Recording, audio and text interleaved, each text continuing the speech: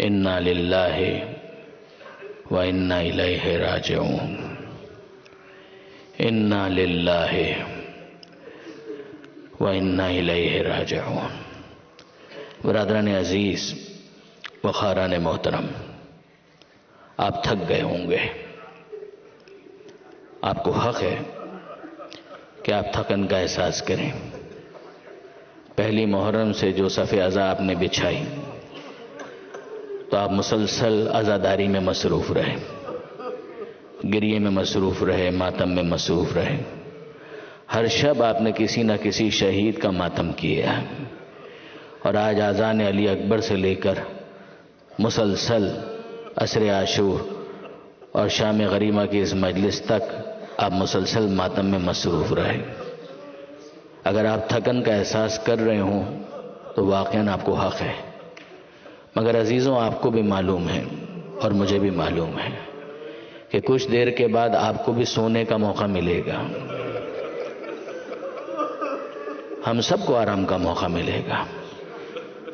مگر کبھی اس بارے میں غور کیا کہ زینب کو سونے کا موقع کب ملے گا؟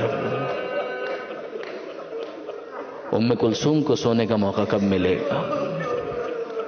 سکینہ کو کب نیند ملے گی؟ اصل مرحلہ تو اب شروع ہوا ہے۔ اب تک شہیدوں کا ماتم تھا، اب اسیروں کا ماتم ہے۔ عزیزوں، آپ کے ذہن میں ہے نا کہ جب حسین اس دنیا میں تشریف لائے تھے اور پیغمبر اکرم نے اشک بار آنکھوں سے سیدہ کو یہ بتایا تھا کہ فاطمہ زہرا تمہارا یہ لال 3 دن کا بھوکا پیاسا کربلا کے بن میں مارا جائے گا، تو جناب سیدہ نے حسرت سے ایک سوال کیا تھا کہ بابا جب میرا لال مارا جائے گا آپ ہوں گے؟ پیغمبر نے کہا تھا کہ نہیں، میں نہیں ہوں گا۔ کہ علی ہوں گے؟ علی بھی نہیں ہوں گے، پیغمبر نے جواب دیا۔ پھر بیوی پوچھتی ہے کہ بابا کیا میں ہوں گی؟ اور پیغمبر نے کہا تھا کہ نہیں فاطمہ زہرا تم بھی نہ ہوں گی۔ کیا حسین کا یہ بڑا بھائی حسن ہوگا؟ پیغمبر نے فرمایا کہ نہیں، حسن بھی نہیں ہوگا۔ تو بیوی نے حسرت کے ساتھ یہی پوچھا تھا نا کہ بابا جب کوئی نہیں ہوگا تو میرے حسین پر آنسو کون بہائے گا؟ میرے حسین کا ماتم کون کرے گا؟ اس وقت پیغمبر اکرم نے آپ کا ذکر کیا تھا اور کہا تھا فاطمہ زہرا پریشان نہ ہو، خدا ایک قوم کو خلق کرے گا جس کے مرد حسین کے مردوں کا ماتم کریں گے، جس کی خواتین حسین کی بیویوں کا ماتم کریں گی، جس کے جوان حسین کے جوانوں کا ماتم کریں گے، اور جس کے بچے حسین کے بچوں کا ماتم کریں گے۔ عزیزوں، اپنی قسمت پر رشک کریں کہ آپ دعائے فاطمہ زہرا کا نتیجہ ہیں۔ آپ کو پروردگار عالم نے اسی مقصد سے اس دنیا میں بھیجا ہے کہ آپ حسین اور حسین کے خانوادے کا ماتم کریں، ان پر آنسو بہائیں، اور آج تو خاص طور پر پرسہ دینا ہے ان جلتے ہوئے خیموں کا پرسہ۔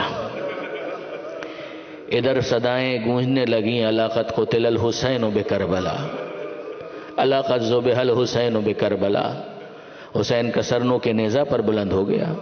سید سجاد نے کہا السلام علیک یا ابا عبداللہ، السلام علیک یا ابن رسول اللہ۔ اور وہاں خیموں میں پہلی تعزیت پیش کرنے کے لیے جو لشکر آیا ہے تو اس نے خیموں کو آگ لگا دی۔ کچھ ہی دیر کے بعد یہ خیموں کو تاراج کیا گیا، لوٹ مار شروع ہو گئی۔ اور اب بیویوں کی کیفیت کیا ہے کہ بیویاں ایک خیمے سے دوسرے خیمے میں اور دوسرے خیمے سے اگلے خیمے میں، یہاں تک کہ سب بیویاں اس خیمے کے قریب آ گئیں کہ جس میں سید سجاد موجود تھے۔ جناب زینب بیدار کرتی ہیں اور کہتی ہیں اے بیٹا سید سجاد، میں تم سے یہ پوچھنا چاہتی ہوں کہ مجھے بتاؤ کہ کیا حکم ہے، خیموں میں جل کر مر جائیں یا ریگزار کربلا میں چلے جائیں؟ مگر بیٹا اب جواب دینے سے پہلے یہ دیکھ لینا کہ اب میرے سر پر چادر نہیں ہے۔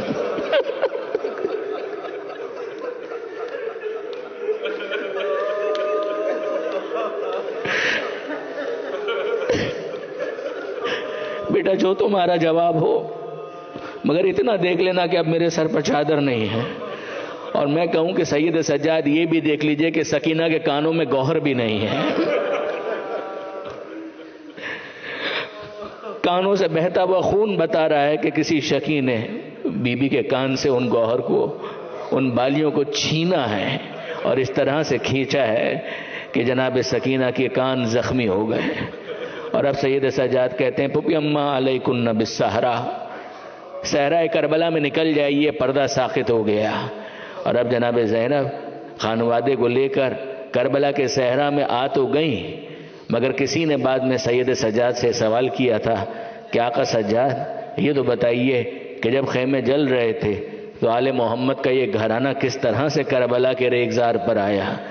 سید سجاد کی آنکھوں میں آنسو تو تھے ہی اور زیادہ آنسو بہنے لگے۔ سید سجاد کے ہاتھ میں تسبیح تھی۔ سجاد کہتے ہیں ذرا تصور کرو اگر یہ تسبیح ٹوٹ جائے تو دانے کیسے بکھر جاتے ہیں۔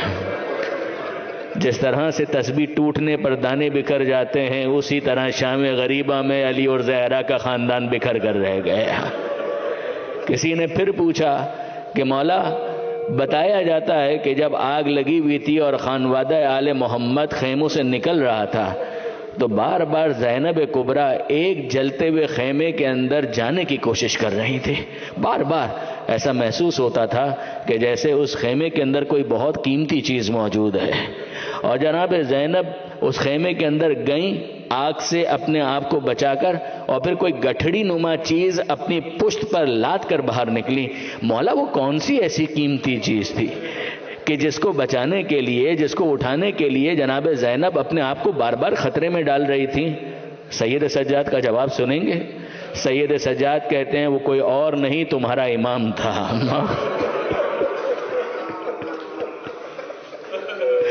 ہمارا سلام ہو علی کی اس بڑی بیٹی پر کہ جس نے جلتے ہوئے خیمے سے سید سجاد کو اس عالم میں بچایا۔ پشت پر لاد کر لانا کوئی مذاق تو نہیں ہے، مگر عزیزوں اب خیمے جل چکے ہیں، خیموں کی راکھ ہے، اور اس جلے ہوئے خیمے کی راکھ پر بیبیاں کہیں نہ کہیں اپنے بچوں کو سنبھالے ہوئے ہیں۔ مگر آپ جانتے ہیں نا کہ ایسے میں جناب فضہ نے ایک خبر سنائی۔ جناب فضہ کہتی ہیں اے شہزادی زینب غضب ہو گیا۔ جناب زینب کہتی ہیں اماں فضہ اب غضب ہونے میں کیا باقی رہ گیا؟ میرا ماجایا مارا گیا، حسین مارا گیا، میرا اکبر مارا گیا، میرا عباس مارا گیا، اب غضب ہونے میں کیا باقی رہ گیا؟ مگر جناب فضہ کہتی ہیں نہیں شہزادی غضب ہو گیا۔ اماں فضہ کیا کہنا چاہتی ہیں؟ کبھی بھی میں نے ابھی باہر سنا کہ عمر سعد حکم دے رہا تھا کہ گھوڑوں کی نال بندی کی جائے۔ وہاں کیا گفتگو ہو رہی تھی؟ وہ فوج کے سپاہی کہہ رہے ہیں عمر سعد سے کہ یوں تو ہمارا دل سیر ہو چکا، یہ بیبیاں لٹ چکی، یہ خیمے جل چکے، غارت گری ہو چکی، مگر قوم عرب کا دستور ہے کہ جب وہ کسی کو ذلیل کرنا چاہتے ہیں تو اس کے لاشے کے اوپر گھوڑے دوڑائے جاتے ہیں۔ عمر سعد نے گھوڑوں کی نال بندی کا حکم دیا، گھوڑے آراستہ ہوئے، آمادہ ہوئے، لاشیں پڑے ہوئے تھے ریگزار کربلا پر، بکھرے پڑے ہوئے تھے۔ مگر جیسے ہی پامالی کا آغاز ہوا چاہتا تھا، ہر کا قبیلہ آگے بڑھا اور اس نے آ کر کہا اے عمر سعد یہ کبھی ہم برداشت نہیں کر سکتے کہ ہمارا سردار ہور اس کے لاشے کو پامال کیا جائے، یہ ہماری بڑی رسوائی اور بڑی ذلت ہے۔ عمر سعد نے کہا کہ لے جاؤ، ہر کا لاشا اٹھا کر لے جاؤ، اور ہر کے قبیلے والے ہر کا لاشا اٹھا کر لے گئے، اور یہی حوالہ دے دے کر ہر ایک کا کوئی نہ کوئی وارث پیدا ہوا، اور ایک ایک شہید کا لاشا اٹھا لیا گیا، یہاں تک کہ بنی ہاشم میں بھی اب کسی کا لاشا ریگزار کربلا پر پڑا ہوا نہیں تھا، بس ایک زہرا کے لال کا لاشا تھا کہ جس کے لیے کوئی یہ کہنے والا نہیں تھا اے پسر ساتھ تلواریں چل جائیں گی، یہ نبی کا نواسا ہے، یہ علی و زہرا کا بیٹا ہے۔ عزیزوں یہ منظر زینب نے کیسے دیکھا کہ گھوڑے دوڑ رہے تھے اور زہرا کی کمائی پامال ہوتی جا رہی تھی۔ مگر اسی رات میں کسی موقع پر جناب زینب کبریٰ نے تلاش کیا تو یہ بھی نظر آیا کہ سارے بچے موجود ہیں، مگر وہ سینے پر سونے والی سکینہ نظر نہیں آ رہے۔ جناب ام کلثوم سے پوچھتی ہیں جناب زینب اے بہن ام کلثوم سکینہ تمہارے پاس ہیں؟ ام کلثوم کہتی ہیں کہ نہیں شہزادی سکینہ میرے پاس نہیں ہے۔ اور اب جناب زینب امانت خاص ہے سکینہ حسین مظلوم کی، مقتل میں چلی یہ کہتے ہوئے چلی کہ اینہ سکینہ اینہ سکینہ اینہ سکینہ، سکینہ میری جان تم کہاں ہو، مجھے آواز دو، مجھے بتاؤ کہیں پر عباس کا بے سر کا لاشا نظر آیا۔ جناب زینب کہتی ہیں عباس سکینہ تمہارے پاس تو نہیں آئی، اس بے سر کے لاشے سے کوئی جواب نہیں آیا، مگر جب اور صدا بلند کی تو ایک نشیب سے آواز آئی، اے زینب آہستہ، اے زینب آہستہ، زینب آہستہ، سکینہ میرے سینے پر سو رہی ہے۔ جناب زینب آگے بڑھ کر دیکھتی ہیں بھائی کا بے سر کا لاشا نظر آیا، دیکھا کہ سکینہ جناب امام مظلوم کے سینے پر سر رکھے ہوئے سو رہی ہے۔ جناب زینب آگے بڑھتی ہیں، سکینہ کا بازو تھامتی ہیں، بیدار کرتی ہیں اور کہتی ہیں اے میری جان سکینہ، تمہیں پتہ کیسے چلا کہ یہ تمہارے بابا کا لاشا ہے؟ سر تو کاٹے جا چکے ہیں، تجھے پتہ کیسے چلا؟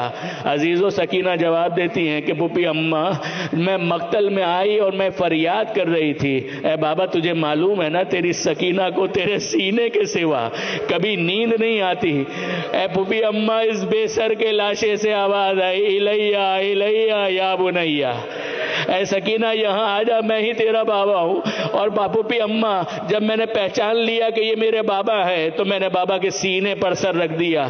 میں ہاتھ جوڑ کر کہوں اے شہزادی سکینہ اتنا تو بتائیے آپ نے اس زخمی سینے پر رخسار رکھنے کے لیے جگہ کیسے تلاش کر لی؟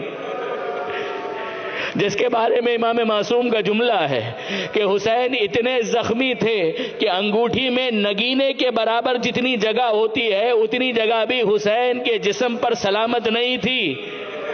اور ایسے میں سکینہ جناب امام مظلوم کے سینے پر سر رکھنے کے لیے رخسار رکھنے کے لیے جگہ تلاش کر پائیں تو کیسے تلاش کر پائیں؟ ایسے میں جناب زینب کہتی ہیں اے سکینہ میرے ساتھ چلو، کوئی اس طرح سے جنگل میں نہیں سوتا۔ یہ علامہ رشید ترابی کا جملہ ہے کہ جناب زینب کہتی ہیں اے میری لال سکینہ کوئی اس طرح سے جنگل میں نہیں سوتا، میرے ساتھ چلو۔ جناب سکینہ کہتی ہیں پھوپھی اماں مگر میرے بابا بھی تو یہیں پر سو رہے ہیں، میں اپنے بابا کو تنہا کیسے چھوڑ کر جا سکتی ہوں؟ کسی طرح سے بہلا کر جناب سکینہ کو واپس لے کر آئیں اسی جگہ پر کہ جہاں جلے ہوئے خیموں کی راکھ تھی۔ اور عزیزوں مجھے نہیں معلوم کہ پانی کیسے آیا کب آیا، مگر اتنا ضرور پتا ہے کہ جب پانی آیا تو کسی بی بی نے پانی کی طرف توجہ نہیں کی۔ جناب زینب پانی کی طرف متوجہ نہیں ہے، سید سجاد پانی کی طرف متوجہ نہیں ہے، سکینہ بھی پانی کی طرف متوجہ نہیں ہے، مگر اب اصرار بڑھتا ہے۔ سید سجاد جام آب لے کر آتے ہیں جناب زینب کے سامنے اور کہتے ہیں پھوپھی اماں پانی پی لیجئے۔ میں آپ سے پوچھتا ہوں جب آپ نے فاقہ شکنی کے لیے کچھ کھانا چاہا تھا تو کیا آپ کا دل گوارا کر رہا تھا؟ یہ تو شریعت کا حکم ہے جس کی وجہ سے فاقہ شکنی کرنی پڑتی ہے، ورنہ آپ مجھے بتائیے آج پورے دن حسین کی پیاس کو یاد کرنے کے بعد، حسین کی بھوک کو یاد کرنے کے بعد کچھ کھانے کو دل چاہتا ہے، کچھ پینے کو دل چاہتا ہے؟ جناب زینب وہ ہیں کہ جن کے سامنے بھائی پیاسا ذبح ہو گیا، اکبر پانی کے گھونٹ کو ترستے ہوئے اس دنیا سے رخصت ہو گئے، اصغر کی پیاس کا حسین نے حوالہ دیا اور کسی نے اصغر کو پانی نہیں دیا۔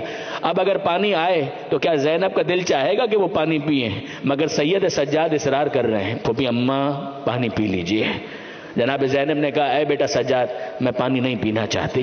کہا مگر پھوپھی اماں پانی پی لیجئے۔ جناب زینب کہتی ہیں بیٹا سجاد میں نے کہا نا مجھے پانی نہیں پینا ہے۔ سید سجاد آنسوؤں کے ساتھ اصرار کرتے ہیں مگر پھوپھی اماں پانی آپ پی لیجئے۔ جناب زینب کہتی ہیں اے بیٹا سجاد اتنا اصرار کیوں کر رہا ہے؟ مولانا اظہر حسن زیدی صاحب اس روایت کو پڑھا کرتے تھے کہ سید سجاد کہتے ہیں پھوپھی اماں آپ جاننا چاہتی ہیں کہ میں اصرار کیوں کر رہا ہوں؟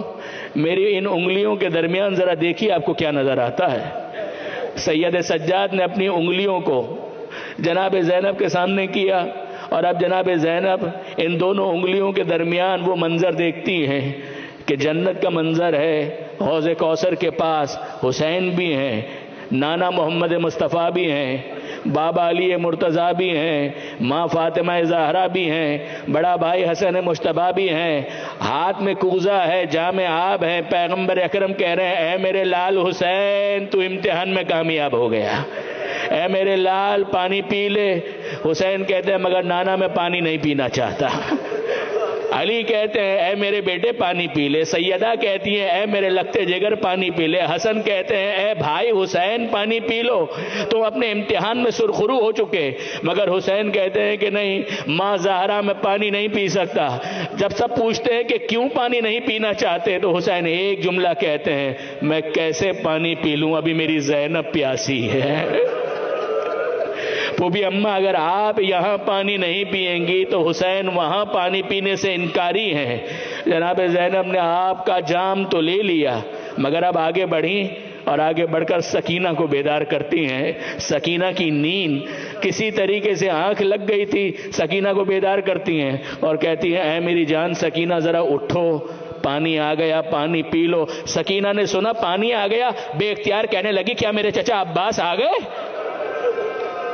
جناب زینب دلاسا دیتی ہیں نہیں سکینہ عباس تو نہیں آئے مگر پانی آ گیا۔ سکینہ پانی پی لو، سکینہ نے پانی پینے سے انکار کر دیا۔ کہا پھوپھی اماں آپ بھی تو بہت پیاسی ہیں، آپ پانی پی لیجئے۔ کہا کہ نہیں بیٹا پہلے تم پانی پیو۔ سکینہ کہتی ہے مگر میری ماں رباب بھی تو بہت پیاسی ہے، اس کو پانی پلائیے۔ کہا کہ نہیں بیٹا پہلے تم پانی پیو۔ کہا پھوپھی اماں میرا بڑا بھائی سید سجاد بھی بہت پیاسا ہے، اسے پانی پلائیے، وہ بیمار بھی ہے۔ مگر جناب زینب اصرار کرتی ہے نہیں میری لال پہلے تم پانی پیو۔ کہا پھوپھی اماں مجھے پہلے کیوں پلانا چاہتی ہیں؟ کہا بیٹا دستور یہی ہے کہ پہلے چھوٹوں کو پانی دیا جاتا، پہلے بچوں کو پانی دیا جاتا ہے۔ جناب سکینہ نے یہ سنا، معصومیت کو ذرا دیکھیے گا، وہ 3 برس کی بچی کوزہ آب لیتی ہے اور لے کر مقتل کی طرف جانے لگتی ہے۔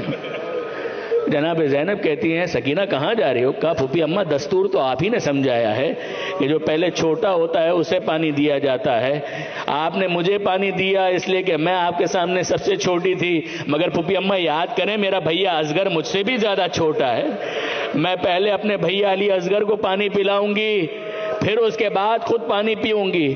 عزیزوں یہ بہن اور بھائی کی محبت، وہ حسین اور زینب کی محبت، یہ سکینہ اور اصغر کی محبت، مگر ایسے میں مجلس کا اختتام ہم کیوں نہ ریحان اعظمی کے ان اشعار پر کریں؟